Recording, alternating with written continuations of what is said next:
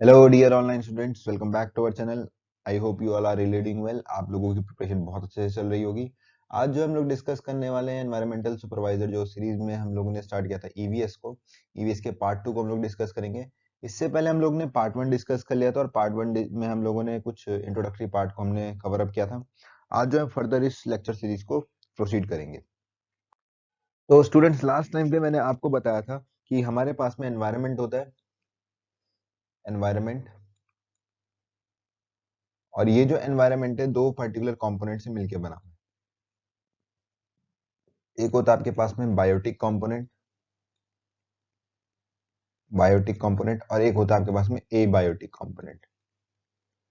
ये हमने डिस्कशन किया था, ठीक है, कि बायोटिक क्या होते हैं और एबायोटिक कंपोनेंट क्या होते हैं। और होता क्या है कि फर्दर ये जो दोनों कंपोनेंट है एक दूसरे से इंटरेक्ट करते हैं। इनके बीच में एक इंटरेक्शन रहता है, इनके बीच में एक इंटरेक्शन रहता है, ठीक है। ये आपस में इंटरेक्ट करते हैं, इनके बीच में एक इंटरेक्शन रहता है।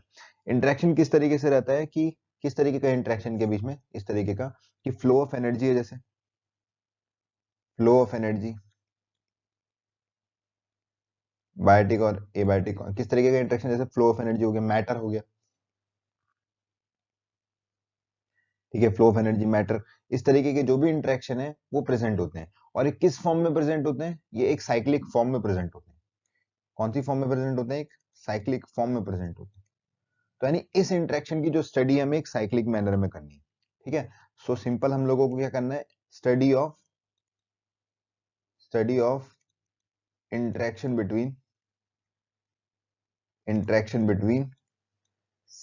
Biotic and abiotic component, between biotic and abiotic component, biotic and abiotic component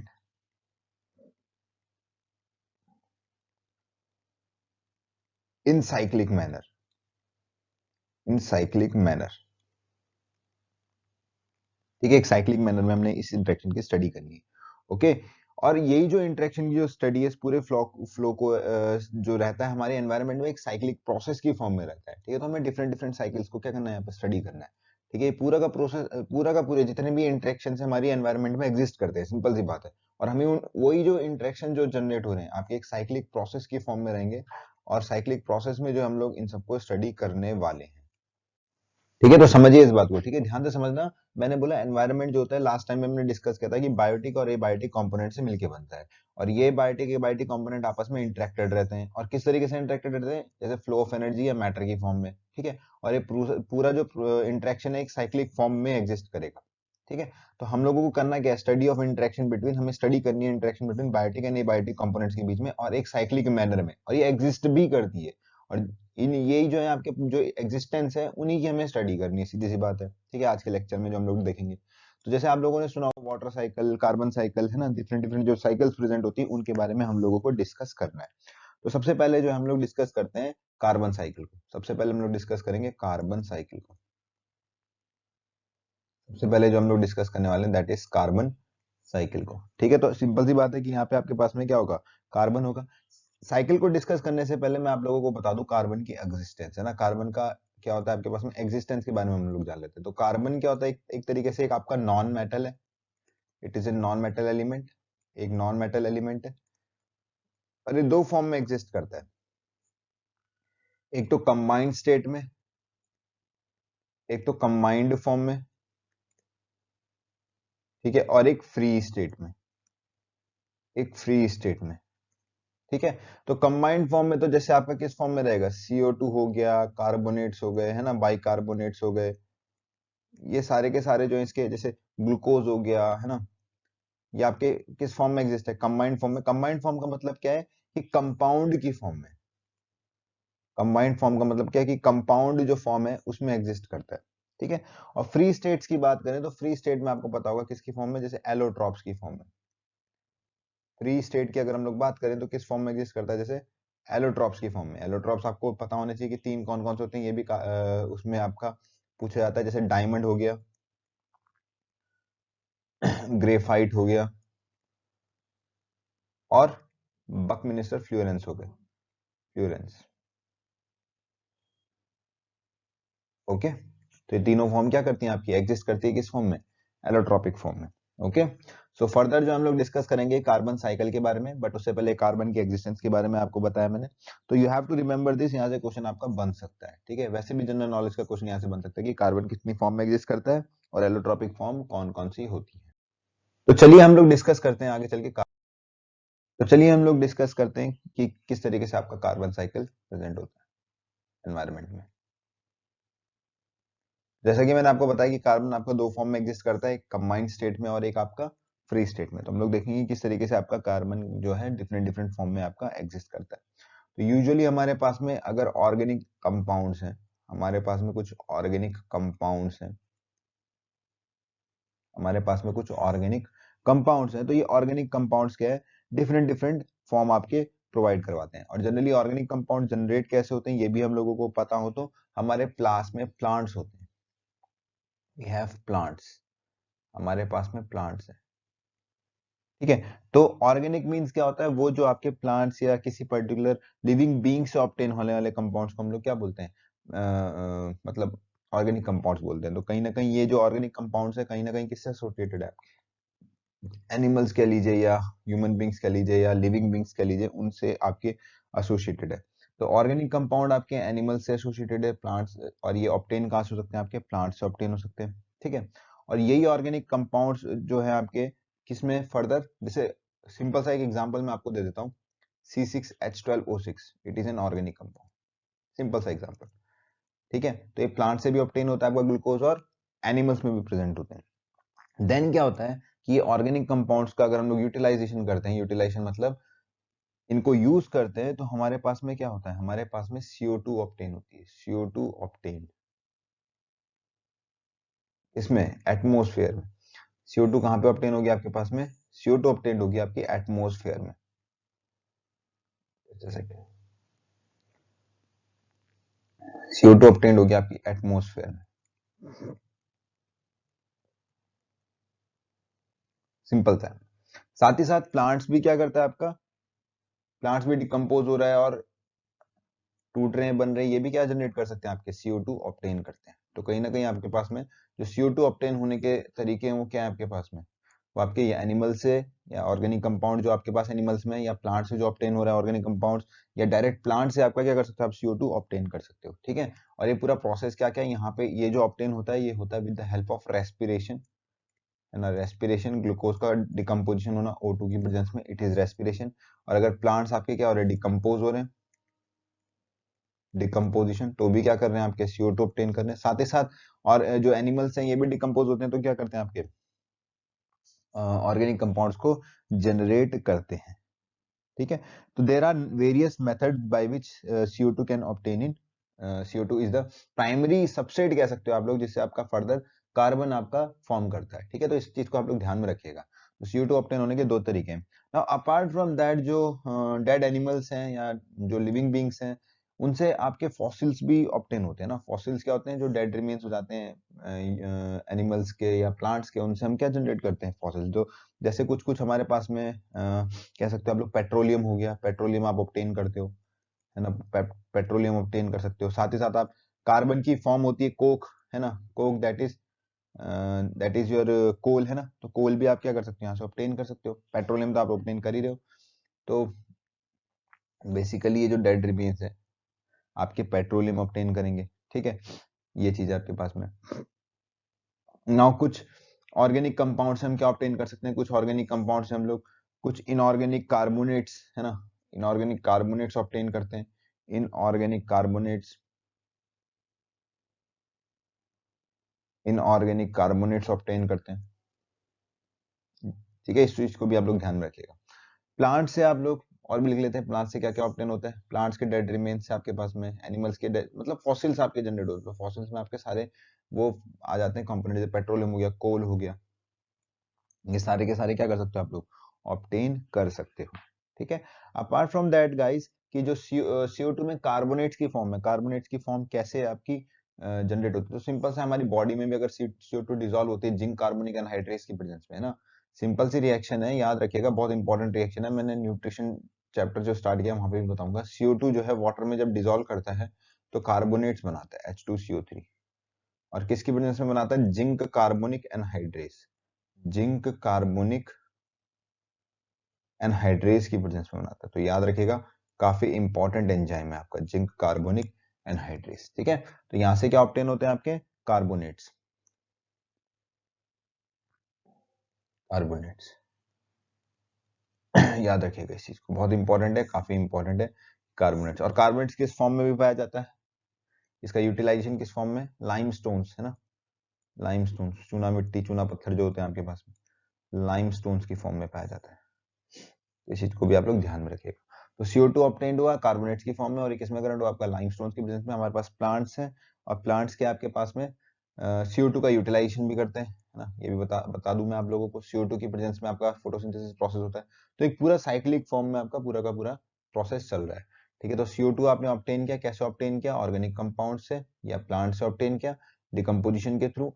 फिर फर्दर ये CO2 आपका यूटिलाइज कर रहा है प्लांट्स, और प्लांट से वापस किस में जा रहा है, ये एनिमल्स में, for the during the process of your मतलब ऑर्गेनिक कंपाउंड्स की फॉर्म में आपका उसमें जा रहा है ह्यूमन में। हम CO2 इंटेक नहीं करते या एनिमल CO2 इंटेक नहीं करते, लेकिन उसकी एक फॉर्म होती है, कार्बन की एक फॉर्म होती है जो हमारी बॉडी में जाती है, और सबसे सिंपलेस्ट फॉर्म आपको पता है ग्लूकोज, है ना, ग्लूकोज आप ऑब्टेन करते हो जो, तो स्टार्च की फॉर्म में जो आपका फूड स्टोर होता है उसके अंदर। अपार्ट फ्रॉम दैट मैंने बताया कि ऑर्गेनिक कंपाउंड जो है डिफरेंट डिफरेंट कंपोनेंट्स जनरेट करते हैं। इनऑर्गेनिक कार्बोनेट्स हो गया आपके पास में, पेट्रोलियम हो गया आपके पास में, कोल हो गया आपके पास में, ऑल फ्यूसल फ्यूल, एंड कुछ कार्बोनेट्स की फॉर्म हो गई जो कि डिजॉल्व्ड फॉर्म आपको वाटर में मिलती है ना, ये वाटर में होगी ये पूरी प्रोसेस, कार्बोनेट्स की जो है ये वाटर में प्रोसेस चलेगी। ठीक है, ये चीज हम, ये पूरी की पूरी आपकी एक कार्बन साइकिल है। ठीक है, कार्बन साइकिल है, समझ में आ गई बात। तो यहाँ पे ध्यान रखना कि CO2 को इनटेक करने के बहुत सारे प्रोसेस हैं, जिससे ऑटोट्रॉफिक मोड ऑफ न्यूट्रिशन में सब में आपका यूटिलाइजेशन है CO2 का। तो इस चीज को आप लोग ध्यान में रखिएगा। तो चलिए नेक्स्ट जो हम लोग डिस्कस करेंगे एक important cycle, that is your water cycle. ठीक है, that is your water cycle.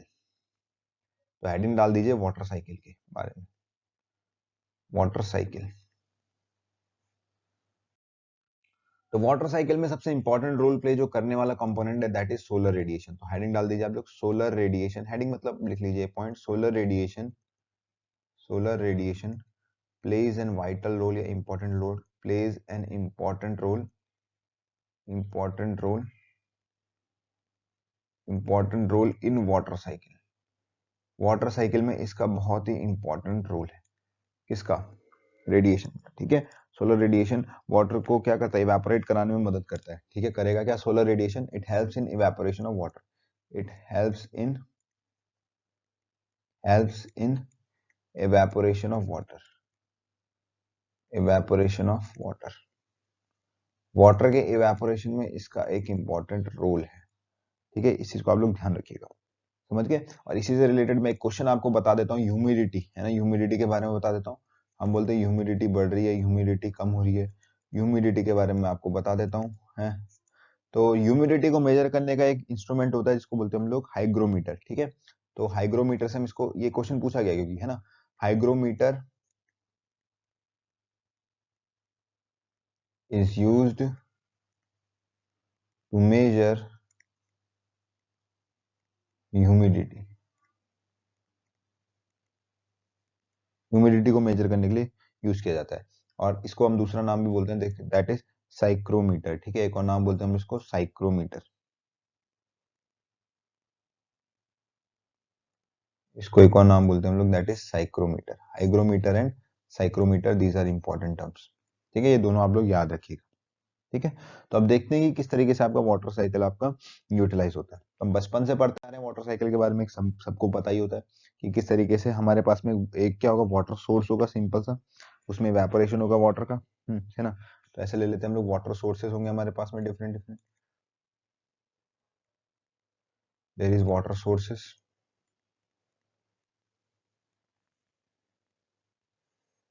ठीक है, हमारे पास में वाटर सोर्सेज होगा, और यहाँ पे आपके पास में सन है, तो there is sun in here, इस तरीके से सन है। ओके, सन, तो सन क्या करेगा आपका, यहाँ से वाटर को एब्जॉर्ब करेगा, है ना, इवेपोरेशन के थ्रू आपका क्या करेगा, मतलब वो इवेपोरेशन की फॉर्म में, वेपर्स की फॉर्म में आपका एब्जॉर्प्शन होगा यहाँ पे। ठीक है, तो यानी सिंपल क्या होगा, यहाँ पे आपका इवेपोरेशन का एक प्रोसेस होगा, और उस प्रोसेस में क्या होने वाला है आपके पास में, आपके पास में क्लाउड्स फॉर्मेशन होने वाला, इवेपोरेशन ऑफ वाटर, इवेपोरेशन हुआ,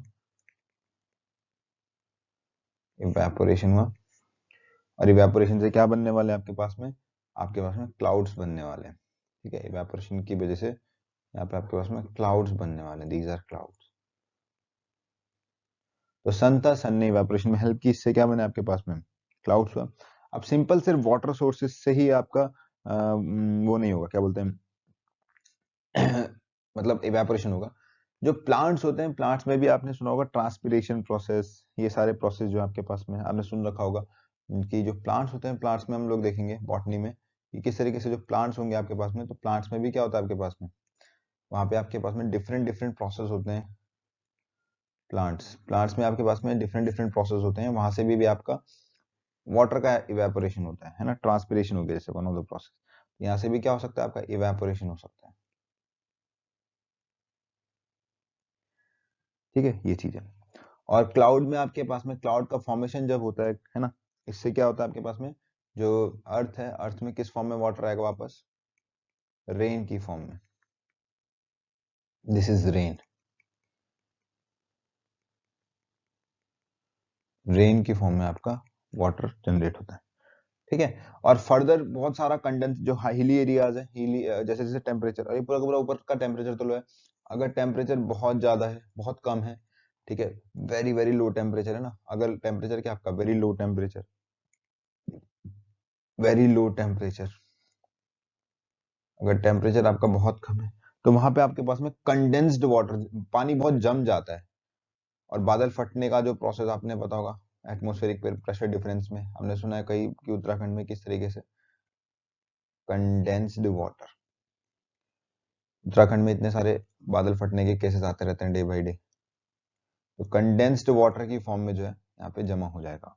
और फर्दर जैसे आपका जो ये माउंटेन रीजन है, यहाँ पे आपके पास में बादल फटने के जितने भी केसेस आते हैं, यहाँ पे आपका हेल स्टॉर्म की फॉर्म में ये नीचे के नीचे पूरा का पूरा आ जाएगा, ठीक है।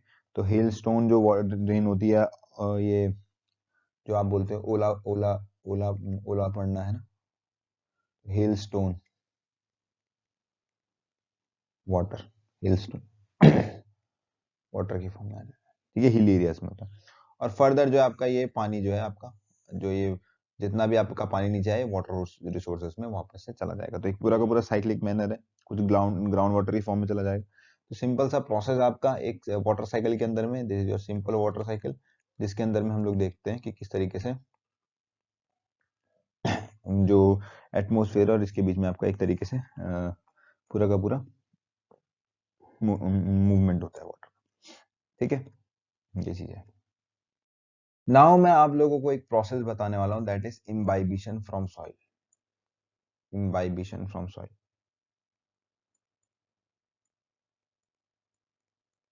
Imbibition from soil. Actually imbibition क्यों बता रहा हूं मैं आपको, मैंने अभी थोड़ी देर पहले बताया कि जो वाटर है आपका ग्राउंड वाटर की फॉर्म में नीचे चला जाएगा, ठीक है, और उसका यूटिलाइजेशन किस तरीके से, तो उनमें से एक प्रोसेस आपका इम्बाइबिशन है। तो इम्बाइबिशन जो है आपका एक तरीके का ऑस्मोसिस प्रोसेस है, लेकिन डिफरेंस क्या है दोनों में, डिफरेंस ये है कि जो ऑस्मोसिस है हमेशा एक सेमी परमेबल मेम्ब्रेन से होगा, लेकिन यहाँ पे जरूरी नहीं आपके पास में सेमी परमेबल मेम्ब्रेन हो, ठीक है। अब मैं आपको एक चीज समझाता हूँ कि जो आपके पास में सीड होता है, एक सीड है आपके पास में, तो सीड क्या करता है, सीड में प्रेजेंट होते हैं रूट हेयर्स, इस तरीके से रूट हेयर्स प्रेजेंट होते हैं, ये रूट हेयर्स होते हैं, ठीक है, दीज आर रूट हेयर्स। अब इन रूट हेयर्स का काम क्या होता है, इन रूट हेयर्स का काम होता है absorption of water and mineral, ठीक है, इन रूट हेयर्स का काम क्या है, मेन फंक्शन क्या है, मेजर फंक्शन क्या है, absorption of water and mineral, major function है एब्जॉर्प्शन ऑफ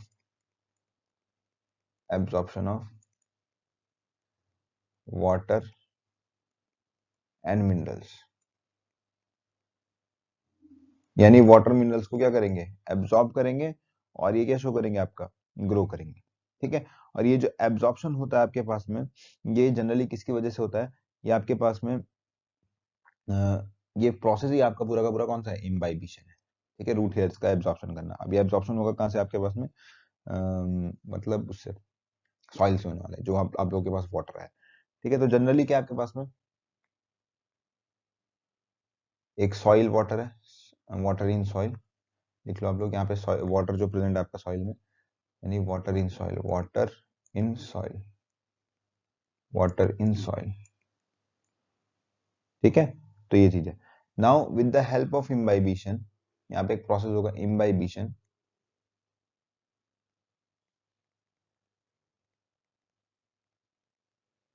इम्बाइबिशन एक प्रोसेस होगा, ठीक है।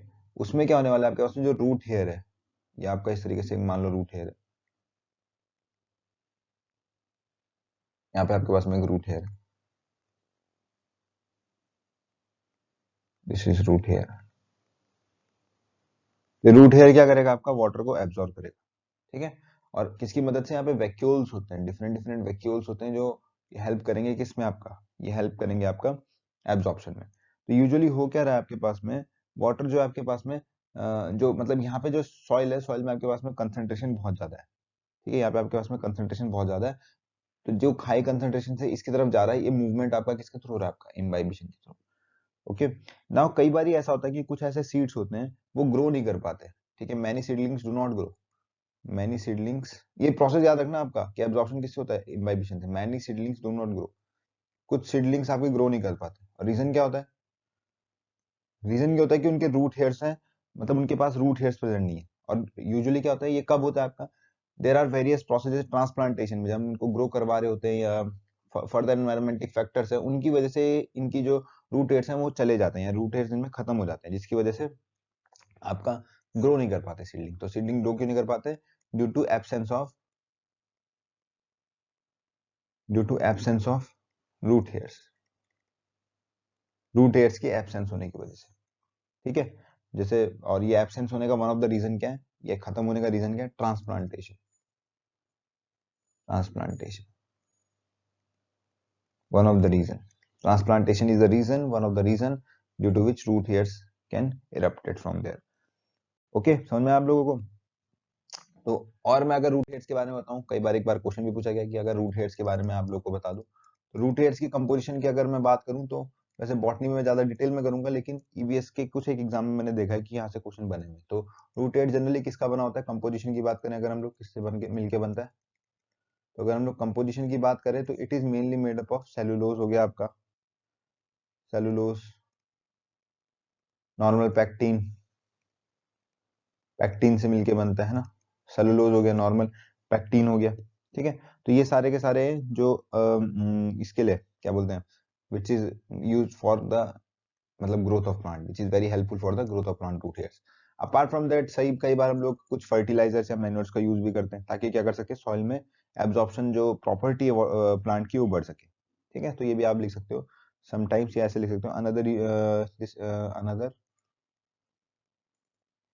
Reason for the utilization of, the use of fertilizers,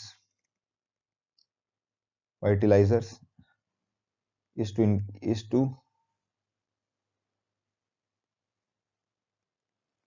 to increase concentration of, या to ऐसे लिखो, is to enhance